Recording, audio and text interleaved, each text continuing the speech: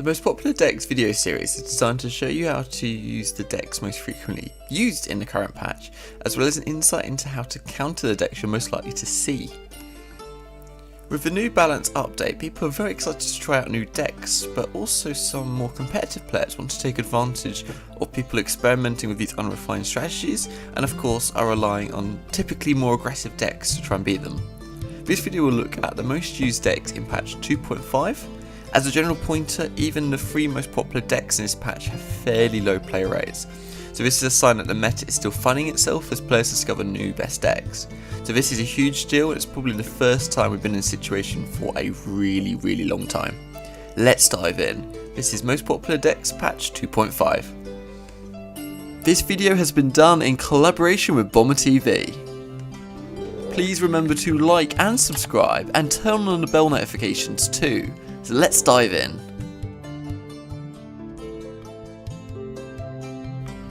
This is Discard Aggro and features cards from Noxus and Piltover Zorn. As you'd expect from a discard themed deck, the 2 champions are Draven and Jinx. In the bottom right you can see that there's a huge number of cards that have low mana costs, and the most expensive card only actually costs 4 in this deck, so you're going to be playing really quick, really fast. It is a medium budget deck with 3 epic cards in total. The deck plan is quite simple. Against slow decks, try to finish your opponent as early as possible before they get their endgame. Against aggro or mid-range decks, you can try and win the race against them to see who can finish faster, or you can go for the value approach granted by the leveled up Jinx. Of course, you need to first draw her and then level her up. As the name suggests, the deck is all around discarding, so cards which you can both discard and draw are very desirable, such as Zornite Urchin and Rummage. The deck has a lot of options, smart plays, and therefore is a very skill based deck. First of all, it's always important to know when to discard a card and what ones you should be discarding altogether. For example, there are obvious discard targets such as Flame Chompers, Jury Rig, and Vision, and these are pretty straightforward what to discard. As for the when to discard a card, Jury Rig can be useful to summon a blocker or attack at burst speed, either punishing their open attack or to go in for the kill. The same goes for discarding Flame Chompers at burst speed, although it is much more useful to remove a big blocker so that your other units can basically go in and do what they need to do. Vision should be used to go in for the kill and take your opponent off guard, or to complete trades. This can almost be a win condition in some situations. With the new addition of survival skills, Discard Aggro seems to be getting a lot of love from Riot at the moment, and continues to be one of the best spots in the meta.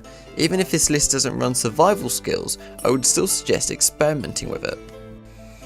This deck wants to go wide, aka lots of units on the field, and has access to quite a lot of burn cards as well, which is going to obviously directly damage your Nexus. You therefore want to use AoE to wipe out this wide board, and healing cards to prevent your opponent burning your Nexus to death. Lissandra Control is a great deck for this, as you've obviously got Ice Shard, which is a great AoE spell, deals 1 damage to everyone, and Catalyst of the Eons is a great heal spell that features in this deck as well.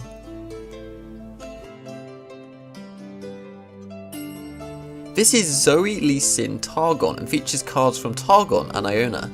It's a very spell heavy deck featuring 23 spells in total. Has a lot of low cost cards too, with 23 costing 2 or less mana. The deck is fairly expensive with 6 epic cards. This deck is the finest example of how a combo deck can work. You want to survive against aggro decks, and you want to get your combo out as fast as possible against control decks before they get to their late game. The combo here is to level up Lee Sin, cast Zenith Blade on his ability so it hits the Nexus and removes the blocker, and then with the Overwhelm from Zenith Blade, Lee Sin will actually hit the Nexus, making it an unblockable double attack, which seems broken, and to be honest it probably is. You would think that this is really simple and easy to achieve. In theory it is, if you can survive long enough. For this we have cards like Sparklefly and Eye of the Dragon. Sparklefly and Eye of the Dragon's Draglings both have lifesteal, so you'll consistently summon Draglings with this as the deck has so many low cost spells. Buff your lifesteal cards up with spells like Pale Cascade and Bastion to make their damage bigger, meaning your lifesteal heal is also bigger as a result. Next, we want to level up Lee Sin, and to do this we have to cast cheap spells, and cards which generate those cheap spells. For example, Mentor of the Stones, who can create gems, or Power Cascade once again, as this is just 2 mana. Then occasionally you may have removal spells of challenger cards trying to take out your Lee Sin, and aside from his obviously natural barrier you can get for his ability, you can also cast protections like Deny or Bastion once again. With the introduction of Zoe, the Lee Sin Targon archetype got some changes, but essentially plays out the same way. Zoe can generate super cool star charts which contributes to Lee Sin leveling up, so it's not really key to the theme of the deck, so she basically acts as a glorified follower. So overall this is a very skill based deck, and in the right hands can be absolutely devastating. This deck admittedly is really solid and doesn't actually have a specific counter. It tends to dominate in the mid game and can combo pretty fast, so either try to go hyper aggro and win before they can really do anything, or super control and hope they don't combo you out fast enough that you can pull off your combo.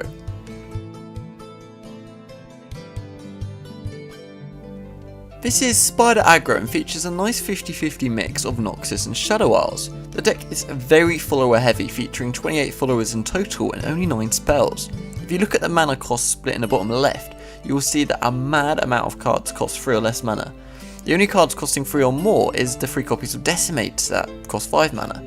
It's a very budget deck with 0 epics and 27 commons, making it great for beginners too.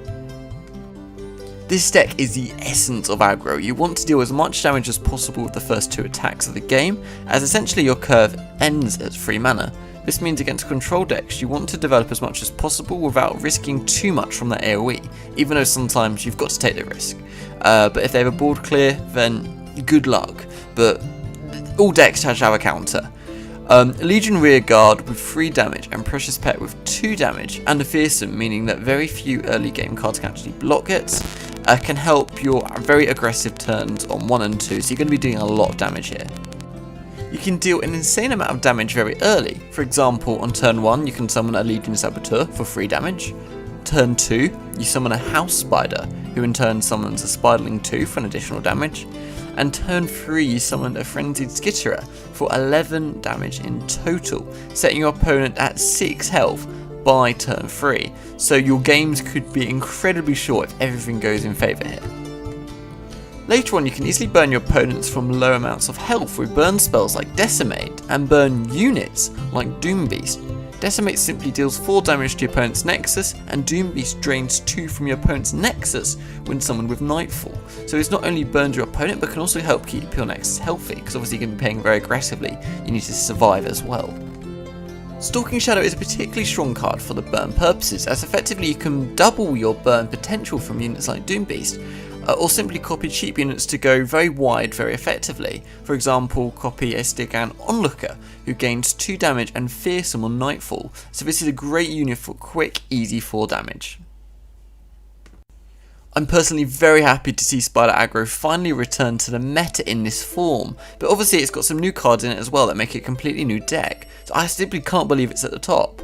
I probably feel like this is just because the meta is still settling, and obviously aggro decks typically do very well in new metas at the beginning, but it's nice to see it here, and this is the best one that's currently around in this patch.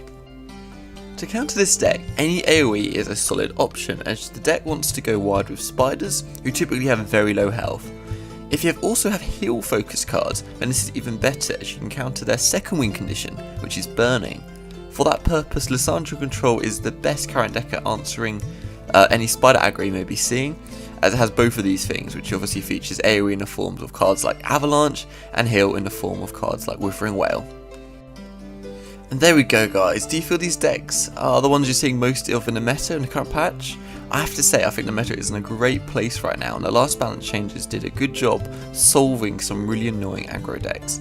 It also finally got rid of the dreaded Twisted Fate Fizz that was dominating the meta.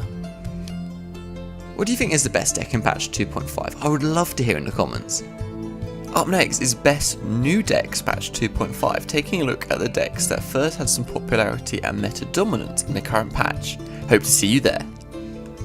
The data presented here is analysed by Bomber TV using MOBA Analytics. He's a Masters tier player with a background in game theory and game design. He took the most winning archetypes into Master Tier, excluding ones with small play rates, analysed their key properties on why they are so strong. Link to his channel is in a pinned comment and in the card above. I've recently set up an Instagram account, @LoreGuides, and I'll be doing a giveaway shortly. Please follow this account for see posts about new videos, and will be in a chance of winning this giveaway.